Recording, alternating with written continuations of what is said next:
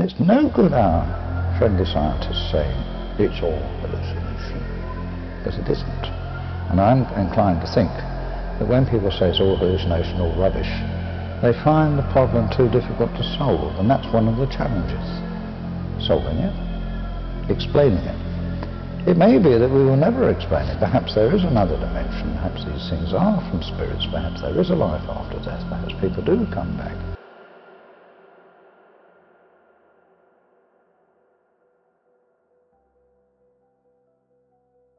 In a quiet, unsuspecting area of the Cambridgeshire Fens, a place known for its windswept fields and eerie fogs, stands Hannath Hall.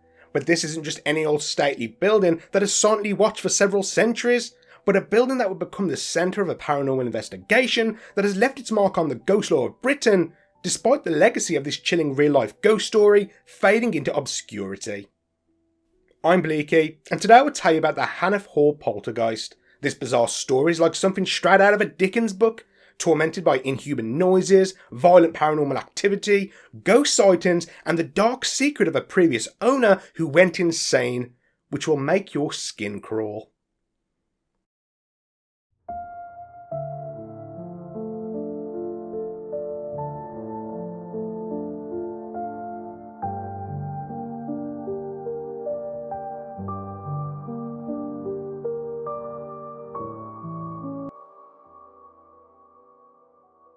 Hannath Hall, like many stately homes in rural Britain, was built on land with a rich past. It's an Elizabethan manor house which was formerly known as Sparrow's Nest until it was purchased by Joseph Hannath in 1812.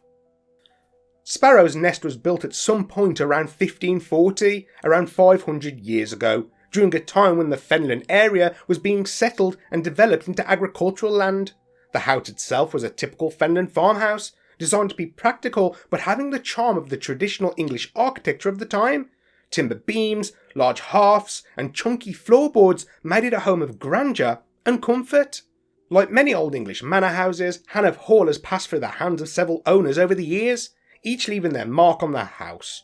Due to its remote location, it became the site of several tragedies and unsettling events, which became the foundation of the later troubles that terrorised its occupants. A local folklore story tells of a loving couple who began living at the manor in 1812, the Hannaths. They had a happy life until tragedy struck and Mrs. Hannath developed a life-threatening illness.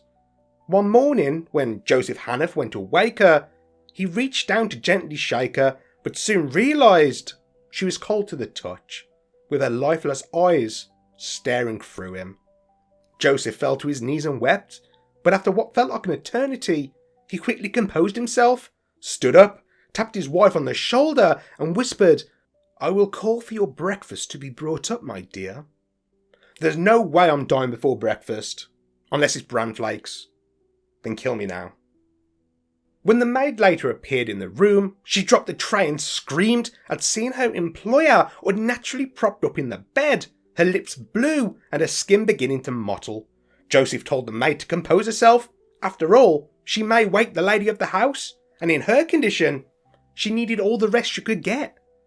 I'm no doctor, but in my opinion, no amount of rest is going to get her back on her feet.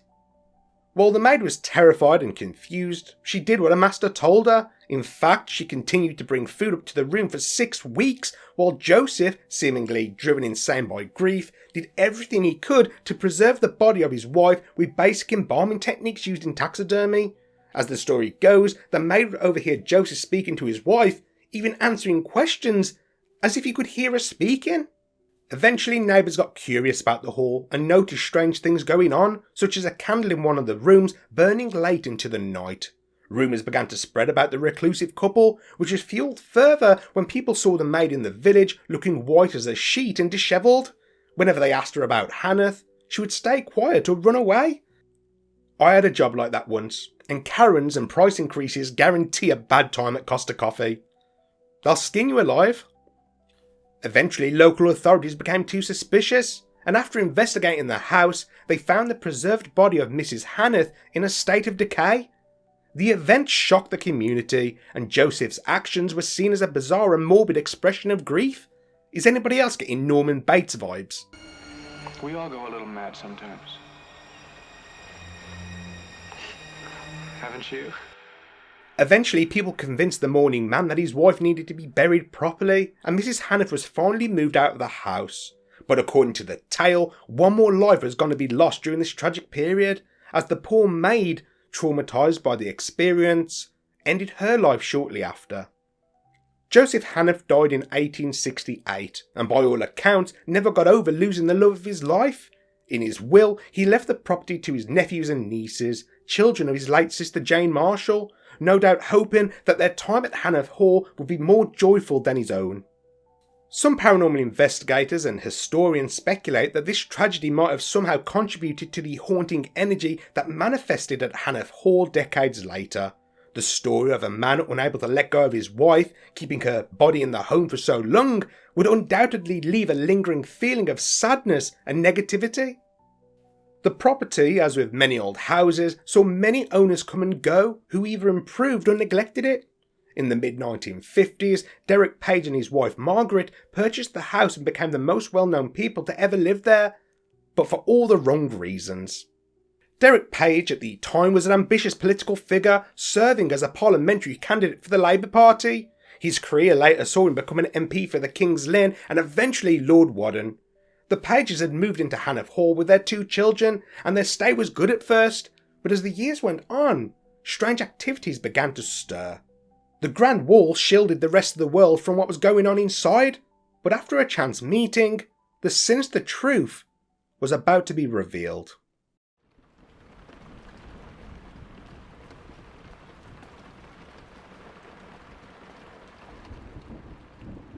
One late evening in 1957, a local newspaper reporter from Petersburg found himself driving down an isolated road in the middle of a terrible storm. The wind howled outside and whistled through any gaps it could find while the rain lashed at the windows. Suddenly the engine spluttered and the car suddenly died, rolling to a slow stop in the middle of the road. Stranded in the middle of the countryside, miles from the nearest village, the reporter found himself in a terrible predicament. His car, which had been a faithful companion before, had given up on him at the worst possible time.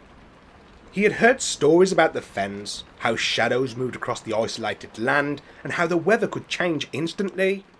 As he sat in his car, pondering his next move, a glimmer of light broke through the sheet of windswept rain. Squinting his eyes and almost pressing his face against the inside of the windshield, he could just about make out the outline of a house in the distance. It looked like a lighthouse to him, and with the storm violently lashing at the car, the reporter felt a flicker of hope. Wait, this sounds familiar. If he ends up with a mad scientist in a corset and fishnet stockings, it's not going to end well. Touch it, touch it, touch it, touch me. I wanna be dirty. The house he found was Hannath Hall, an old stately manor tucked away on a sprawling estate, far from the hustle and bustle of city life. Drenched in rainwater, the reporter banged on the door, doubting that anyone could even hear him through the storm. Thankfully, Derek Page heard him and welcomed him in, but little did the reporter know, this wasn't the safe haven he thought it was. Derek, along with his wife Mrs. Page, offered the reporter shelter for the night. As they settled by a crackling fire, the reporter commented that the house was a far more peaceful alternative than having to sleep in the car, but that's when the Pages told him that the house was anything but peaceful. Curious about the comment, he probed further.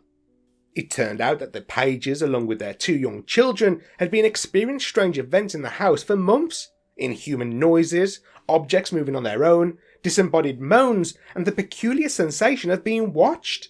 They had tried to brush it off at first, thinking it was just the quirks of an old house, but when things began to escalate and their children became frightened, they were no longer sure. The beds would jolt in the middle of the night, footsteps echoed through empty rooms, objects would fall from shelves with no one around to explain it, and doors would creak open and shut as if some unseen entity was passing through.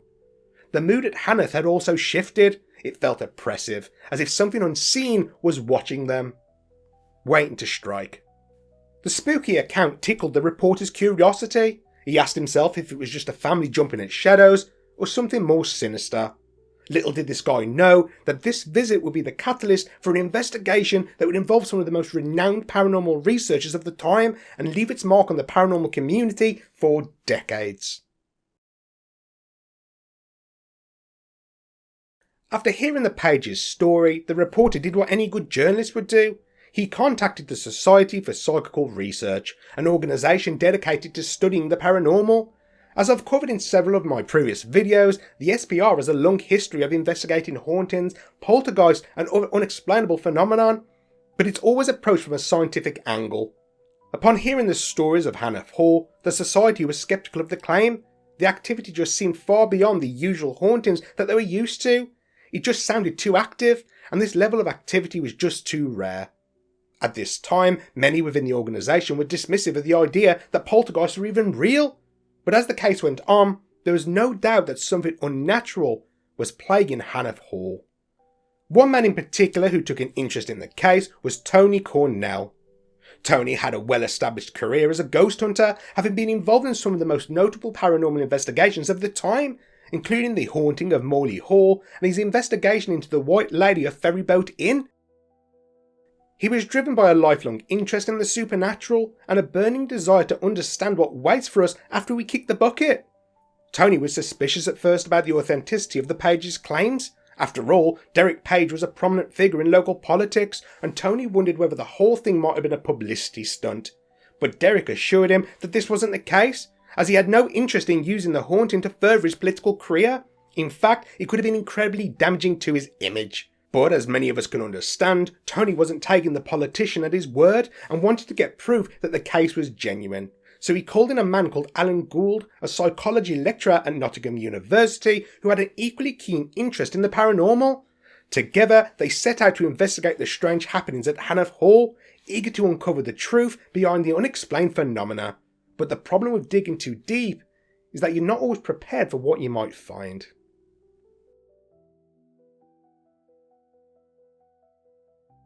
Eager to investigate the claims, Tony Cornell and Alan Gould, accompanied by other members of the SPR, arrived at the house on the evening of November 16th, 1957. Joining them were David Murray, the secretary of the Cambridge University SPR, Michael Brotherton, another member of the society, and the journalist who brought along two friends to guide the group to the location. The group arrived at 10:30 p.m. and spent the next hour and a half speaking with the family, excluding the children, while also inspecting both inside and outside the house. Hannath Hall consisted of only 2 floors, with all the upstairs rooms branching off from a single expansive gallery. Most of the reported phenomena was said to have taken place on the upper floor, although every area of the house had some kind of activity. A bedroom located at the northern end of the gallery had earned the nickname the Haunted Room, inspired by the local legend about the previous owner who left his deceased wife's body in there for weeks. Around 11:45 p.m, Tony Cornell arranged a séance in the downstairs living room using a Ouija board, ensuring that all participants kept their hands clearly visible. At the same time, Alan Gould went upstairs to the dimly lit gallery. At 12:08 a.m, Alan heard a sudden snapping sound coming from the haunted room, which he suggested could have been the floorboards contracting due to the temperature drop.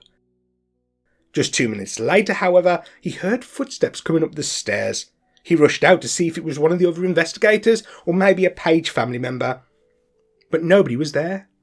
By 12:32 a.m, the gallery had become so cold that Alan decided to head downstairs to check in on the others. Yeah, you can admit it if you got the heebie-jeebies, Alan. It's only natural. At 1:25 a.m, while the séance continued downstairs, Tony Cornell and Alan Gould decided to spend the night in the haunted room.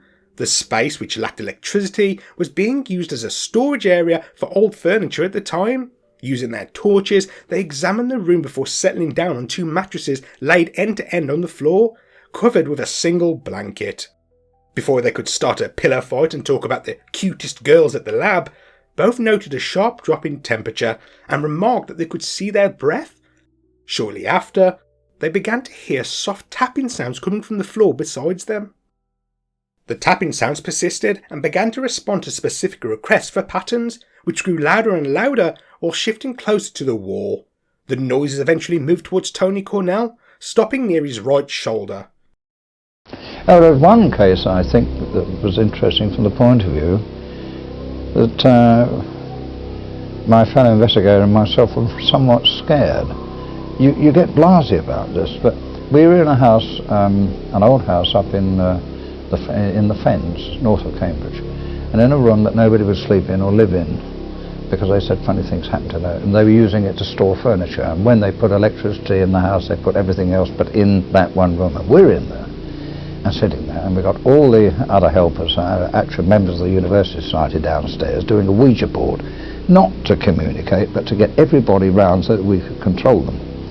And suddenly there's bumps and thumps coming. We locked the door from that direction across the bare boards, and I'm saying to Alan, this is my friend, Alan, cut it out. He's saying, cut it out yourself. I said, well, it's not me. And bang, bang, bang, we got 2 torches. And we're shining. I mean, we've known each other for years. I knew he wasn't doing it, he knew it. But it got quite scary because it's a thump, thump, thump, thump, thump, you see. And the last thump was on a brass bedstead over my head. By asking questions and using a system where 1 knock meant yes and 2 knocks meant no, the entity claimed to be the spirit of a woman who had been murdered in the house in 1906. However, no evidence was ever recovered to support this story. Some speculated that the presence might have been connected to the former owner's wife, raising the unsettling possibility that her death might not have been due to natural causes.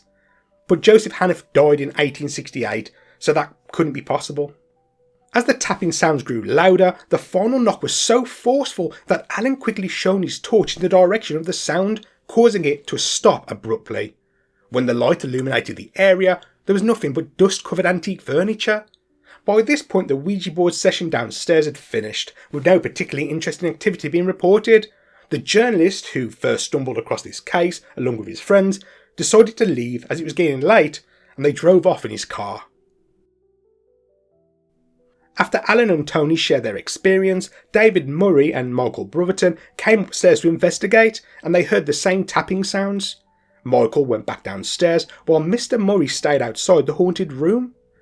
The rapping continued even while he was gone, and to ensure it wasn't Michael secretly knocking, Alan went to look around the rest of the upstairs area. As Alan passed through the doorway, all the men heard a loud crash coming from the haunted room. Upon investigation, they discovered that a wooden dining chair, which had been stacked 5 feet away, was now resting on top of a mattress. Tony Cornell returned the chair to its original position, but as he did, they watched as the chair moved on its own and hit a wall. Intrigued and unnerved, they returned the chair and left the room. When they returned to the haunted room 10 minutes later, they heard more loud raps, now coming from the position on the opposite side of the mattresses. These raps continued to answer leading questions, confirming that whatever was responsible was intelligent. When asked about the month of the woman's death, they heard 11 taps, followed by a series of raps moving along the floor. The 16th tap seemed like it came from mid-air behind Tony Cornell's head, and when he switched on his torch, the tapping stopped. After turning off the torch, they asked the phantom rapper to continue, but the responses were much fainter and eventually stopped completely. At this point, the investigators returned back downstairs. Meanwhile, the Page family were taken aback when they heard a loud knock on the front door. Nervous, everyone in the house came to see who it was. There, standing outside the door, was the journalist and his friends. Man, these guys leave and come back quicker than the American TikTokers after that 20-second ban. When Tony asked if he had forgotten anything, the visibly shaken journalist explained that his car had broken down once again, just as it did when he first encountered the haunting. It was either this car was about to fail its MOT miserably, or the spirits of the hall were seeking attention and didn't want anyone to leave. Derek Page kindly offered to drive the group 2 miles to Wisbech to find a place to stay for the night, as they refused to remain at Hannath. While Mr. Page was away, the investigation continued, and the SPR team decided to revisit the haunted room. Alan Gould entered first, followed by David Murray and Tony Cornell. However, once all 3 were inside, they heard a loud rattle just after Tony slammed the door shut behind him. When they turned and shone their torches on the door, they discovered a brass toasting fork with 3 prongs had been stabbed into the metal plate of the door bolt. One prong had even been bent in such a way to ensure the door couldn't open. It seemed that the spirit had not only forced the reporter back to the mansion, but was now trying to lock the investigators in too.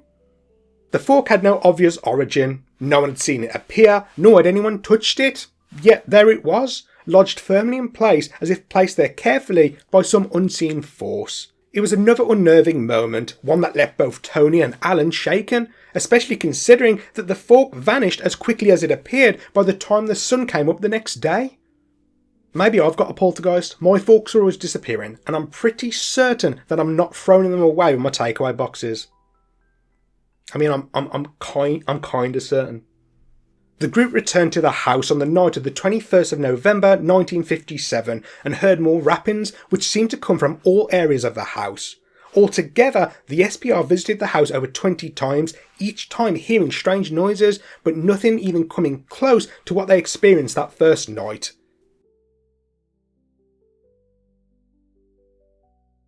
On April 25th, 1959, Alan invited a medium to the house and conducted a séance in the haunted room. As the group sat in a circle, their fingers touching, the medium claimed to see a woman standing in the room, who introduced herself as Eliza Cullen or Culler. After a series of questions, Eliza confessed that she was the one responsible for the rapping sounds and confirmed that she had been the source of all the noises. More disturbingly, the spirit said that she had a baby who died many years ago, who she buried in the garden. When asked how she died, the woman simply stopped responding.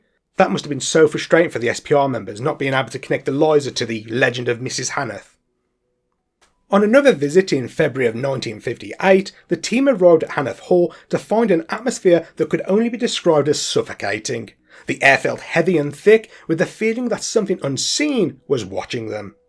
As they settled into their investigation and discussed their past experiences and how they would proceed, a chair in the haunted room, the same chair as before, suddenly shot across the floor, moving with such force that it barely missed Cornell and Gould. Both men froze in fear, unable to comprehend what just happened. There was just no explanation for it. No wind, no drafts, no strings or hidden mechanisms attached to it. The two men tried to keep professional and rational, but there simply wasn't an explanation for what they had just witnessed. So now she wants them to leave. Come on, Eliza, make your mind up. You're blowing more hot and cold than a faulty air conditioner on a hot summer's day. As the weeks went on, the activity in the house seemed to become more violent. Things would move by themselves, doors would open and shut often, and objects would be launched across the room, sometimes hitting the Page family members. It wasn't just the physical manifestations that were unsettling, however. The atmosphere itself seemed to change. The house, once a peaceful home, now felt charged with energy, a kind of oppressive, malevolent force that made the very air feel thick and heavy, like a gas station bathroom. The Page family began snapping at each other over trivial things, and the investigators would angrily argue their theories and had to check themselves to see why they were getting upset. It seemed like the house was affecting them, as if the spirits were hell-bent on forcing the human occupants to turn on each other, maybe even adding them to their ranks of the dead. In addition to the violent activity, there was an ongoing sense of unseen eyes following them around the house. It was as though Eliza, or whatever presence was inhabiting the place, were keenly aware of their every move. And yet, the investigators remained undeterred. This wasn't their first encounter with the unknown, but it was undoubtedly one of their most intense. The obvious theory was that there was some truth to the story of Joseph Hannath keeping his deceased wife in the house, but as things progressed, they soon realised that she wasn't alone. By late 1959, the activity seemed to be slowing down, and it seemed that the spirit of the house was losing its strength, or had simply left. While the phenomenon was still happening, it was nowhere near the level it was, and the family began to relax. But that was a mistake. On the 22nd of April 1959, Mrs. Page was sitting in the living room sorting through the family mail. As she flicked through the envelopes, she felt a strange chill surround her. Whether it was natural or paranormal, she had gotten used to this feeling and just continued sorting. But that's when she caught a glimpse of something out the corner of her eye by the open door of the box room. Looking up and expecting to see one of her children, the hairs on the back of her neck shot up and she was rendered frozen. Standing there, peering around the corner of the doorframe, was a small boy with fair hair. She quickly stood up and let the envelopes fall to the ground. She knew that this wasn't one of her children, and his deathly white complexion made it obvious that he was a ghost. With a loud scream, she rushed out of the room. The house was thoroughly searched, but the boy was never found. But that didn't mean he wasn't seen again. On a separate occasion, while Mrs. Page was heading towards the stairs, she was stopped in her tracks to see the same boy walking up the stairs before vanishing into thin air. This detail may explain why Alan heard footsteps on his first visit over a year before. Could this child have been a representation of the baby that was supposedly buried in the garden, or a young soul that was lost too early, as well being lost to time? Another spirit seen wandering the passages of Hannath Hall is that of the poor maid who took her own life after the ordeal with Mr. and Mrs. Hannath's version of Weekend at Bernie's. Accounts of this ghost describe her as a young woman who looks traumatised and has sometimes been heard sobbing in the shadows. Just like how the house and the phenomenon was before the fated day the reporter's car broke down, as the years went on, the activity at Hannath Hall was kept behind closed doors, away from prying eyes. It is reported that the Page family continued to experience paranormal activity at the hands of the spirits until they had enough. By 1974, the Page family was gone, and the Williams family purchased it. Since then, no stories of the paranormal have been shared, except for one that I managed to find. On the Haunted Isles blog website, a witness who wanted to remain anonymous shared a post on August 19, 2019. They said, "I lived in this house for years, and I strongly believe that it is haunted, and my brother, when he was younger, didn't stay in the haunted room, but rather in the old maid's room. He frequently had conversations with a lady called Mary. I have had many experiences myself, and also with a couple of my friends when I was a teenager. The most prominent is the feeling at the top of the stairs that many people have had that someone is behind you, ready to push you. I love the house, and my mum and her partner still live there. It has been in his family for many years, and we visit quite often. It's a beautiful place." Could this have been the maid who was driven to despair after serving a corpse toasted tea cakes for weeks? She had been seen back in the late 1950s by the Page family, so maybe she was still trapped. The account of the feeling of someone being on the stairs is also really interesting, as Alan Gould had heard the footsteps and Mrs. Page saw the young boy on the stairs, not to mention the feeling of being watched that everyone involved in the SPI investigation experienced. I think it's only fair to mention that another lady called Alice, who was living at Hannath Hall in 2009, shared on the 4TN Times forum that her stepbrother had been sleeping in the so-called haunted bedroom for over 10 years and had never experienced any haunted activity. In investigating the paranormal phenomena at Hannath Hall, the SPR faced a challenge when answering the skeptics who tried to dismiss their evidence as exaggerated or fake. However, the investigators took precautions to avoid such accusations. They immediately recorded their initial notes of the event while they were still fresh in their minds, with all four of them making observations within minutes of the phenomena occurring. The initial notes they took were later expanded into fuller statements, which were instantly sent to the Society of Psychical Research for review. A skeptic might be able to point out the discrepancies in the accounts, especially regarding the times of the events, where activity was happening almost on an hourly basis on the first visit, but was nowhere near as active later on. Also, there was a question about the whereabouts of the journalist and his friends during the investigation, which brought up the question about whether or not they could have manufactured the activity for some kind of gain. You have to remember, it was a journalist who first brought this story to the eyes of the SPR, and if there's anything a journalist likes, it's a juicy story. Trust me, I was one for 4 years. The investigators bit back though, and maintained that they could not have made the rapping sounds without people seeing them. They were also adamant that the journalist and his friends exited and then re-entered the house while the raps were still ongoing. The group also systematically eliminated other theories, including one of it being a practical joke. They searched the haunted room, taking out all the furniture and looking under the floorboards, but there were no marks or carpentry tool marks on any of the floorboards and no evidence of any hidden machinery capable of producing knocking sounds. The investigators also checked the ceiling beneath the room and found no signs of tampering. This thorough search left them convinced that no hidden gizmos were responsible for the tapping. Some skeptics suggested that the sounds were simply random noises, perhaps from the house's subsidence, that the investigators, in their heightened state of jumpiness, interpreted as intelligent responses. The skeptics also claimed that a practical joker could have been outside their house tapping on the windowsills while the investigators were inside. However, the investigators said that this couldn't have been the case. All four of them heard the raps which moved around the room, and they all agreed that they responded too accurately for them all to have been a coincidence. Extensive experiments in the haunted room also confirmed that the investigators were able to distinguish between raps coming from inside the room, which sometimes sounded like they were coming from thin air, and those from outside the house, which ruled out the idea of confusion or hopeful thinking. The final and the most obvious reason the skeptics gave was that it was all just a huge hoax, either by the investigators themselves or by a member of the Page family. The investigators did acknowledge that there was a chance for a prank to have been played with the toasting fork in the door. With that being said, they did mention that the family members, other than their children, all signed statements denying any involvement in the haunting. But what about the kids? Well, the investigators concluded that the children were too young to be responsible. As for the investigators, they all thought of the possibility of their colleagues faking the activity during the investigations, which led to them scrutinising each other's actions closely. In fact, at times, they even suspected each other and as a result, watched one another carefully, checking each other's positions and using torches to ensure they weren't playing silly. By the end of the investigation, they were certain that there was no way for one of them to have secretly produced the raps without being found out.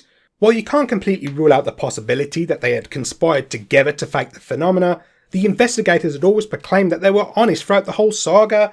But these fellows were realists, and they understood that there was always going to be doubters out there who wouldn't take them at their word, and that it was some kind of publicity stunt, a way to enrich their career, or merely to get their jollies by pulling the wool over everyone's eyes.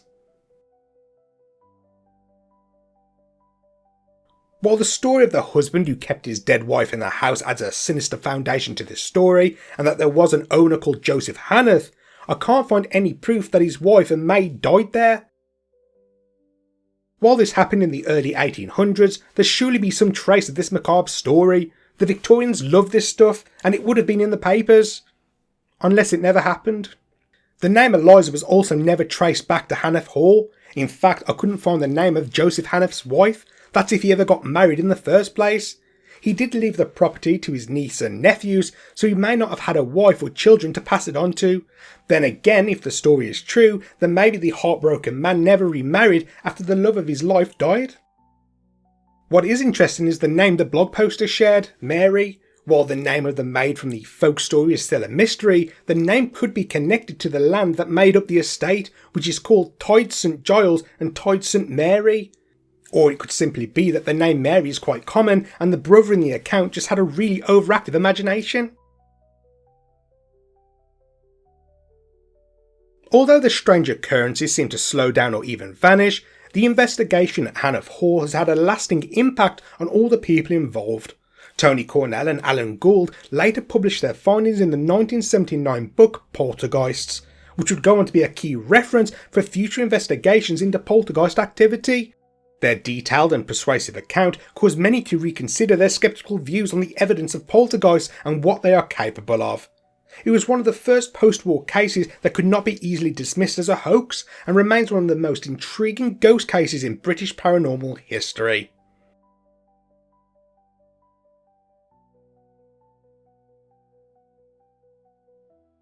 Thanks for watching, guys. If you enjoyed this longer style video, make sure you leave a comment and give it a like. Also, if you want to support me and the channel, please consider subscribing and ringing the notification bell. That way, you'll be told the second I upload a new video. And until next time, sleep well, friends.